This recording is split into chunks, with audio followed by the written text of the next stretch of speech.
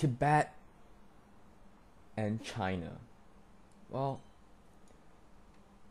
let's talk a little bit about this issue. I find it very disturbing that to all my comments about, I've never come across one that, states the bare facts that why China would not or can never allow Tibet to go so-called independent. Simple as that. If Tibet is to go so-called independent, that just basically means in today's context, allowing most of the time, if not American, U.S. Military forces, to be present at those newly independent soils, like Australians in Irian Jaya, America in Iraq most recently, of course, and China, like any other sovereign nation, cannot afford that. It is of national. It is an issue of national security. You cannot. In all possible effort, they would not allow. No country would ever allow a foreign military force right at its backyard. In this case, China's backyard, Tibet. India has been, of course, quite silent about all this, being polite and all. But I would say if I were to, live around that border, that I would kind of like the ways to remain, it is, that it is, on one hand, for India, look at it like this, most people are so afraid of. I've got a friend that visited Lasha on the pilgrimage. That was years ago, like I suppose a decade ago, and she went through India instead of China, and this meaning that the situation that it is, people having this perception of the Chinese being not very friendly, or hospitable, or to the Tibetans. They take the other route, which is a tourism boom for India. So if I were India, I wouldn't want it to change. And furthermore, that region has been of relatively peace until the so-called Tibet protests. I would rather define it as riots. They were basically looting and people carrying machete, and of course all that was censored throughout CNN and BBC and the Western media. It was so obvious, and CNN didn't even cover the Olympic news.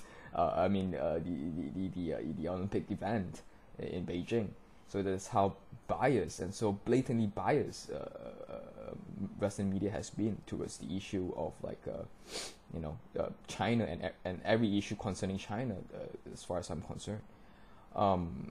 If you don't believe me, I'm sure you have not heard of, perhaps you have not, perhaps you have heard of the big demonstration that happened in Vancouver, Toronto, where the overseas Chinese, basically of that are immigrants, that were immigrants to Canada, came out at large. There are plenty of YouTube videos to attest to what I'm saying here, but none of that was covered, in any of the major newspaper or so-called news channels, TV news channels. So my point being that often we got to bear in mind that it is in America's interest to exert its influence, military influence, at other people's backyard. This we have seen over and over again throughout history, and it's not an absurd idea for me, to use the CIA espionage to achieve that goal. As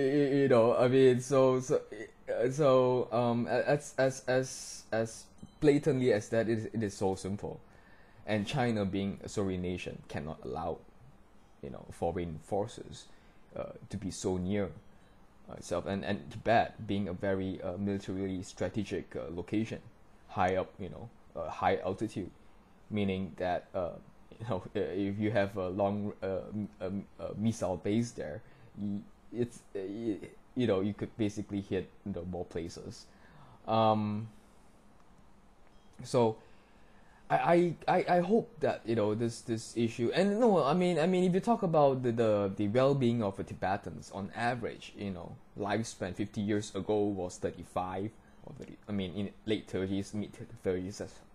That's horrible. That's like the Middle Ages. They were in the Middle Ages because Dalai Lama is the Tibetans believe like Buddha on earth, God on earth, in fact. Therefore, he is a absolute monarch. So it was a aristocracy before it became more socialistic or so-called communist. And also, Tibetans gets welfare that other states and provinces in China don't.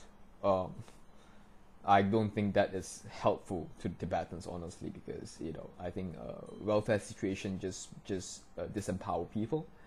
We've seen it over and over again. But what my point is that China, being a nation, I mean the Han Chinese anyway, being Confucius and all that, they have been especially careful about treating the minorities, and especially treating the minorities, but especially Tibet in this case, because they know that the eyes of the world is watching.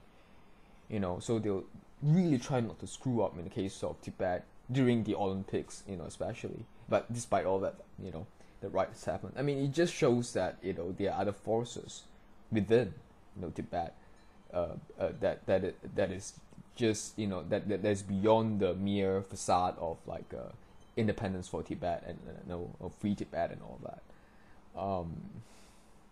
So yeah, I guess I'll stop here.